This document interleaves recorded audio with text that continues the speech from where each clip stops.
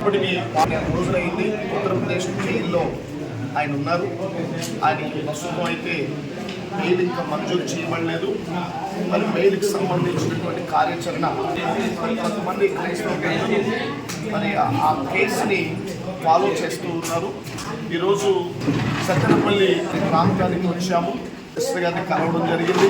Master గారు వెళ్ళి నెల రోజులైనా సిస్టర్ గారి ఆర్థిక పరిస్థితి ఎట్లుంది అనేటువంటిది మనం ఊహించవచ్చు.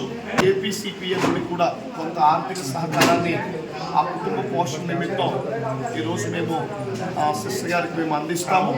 కార్యక్రమాన్ని ఫాలో అవుతున్న ప్రతి ఒక్క క్రైస్తవ విశ్వాసి సేవకుడు ప్రతి ఒక్కరు కూడా శ్రీనివాస్ నాయక్ గారి కొరకు, పాస్టర్ గారి కొరకు, మరి చిన్న బిడ్డల కొరకు మీరు ప్రార్థన చేయండి.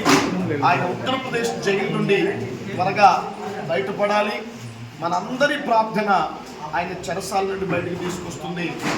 ఖచ్చితంగా ఏపీసీపీఏ తరఫున ప్రస్తుత మరి గవర్నమెంట్ రద్దయినప్పటికీ కూడా మరి ప్రభుత్వ అధికారులు, ప్రభుత్వ పెద్దలు ఎవరైతే ఉన్నారో వారు కూడా శ్రీనివాస్ నాయక్ గారి విషయంలో చొరవ చూపించి ప్రభుత్వం నుండి, ఆంధ్ర గవర్నమెంట్ నుండి ఏ విధమైనటువంటి న్యాయపరమైన సహాయ సహకారాలు అందవలసిందో ఆ న్యాయపరమైన సహాయ సహకారాలు శ్రీనివాస్ నాయక్ గారి కుటుంబానికి అందించాలని, వారు త్వరగా విడుదలై వచ్చేలాగా చొరవ చూపించాలని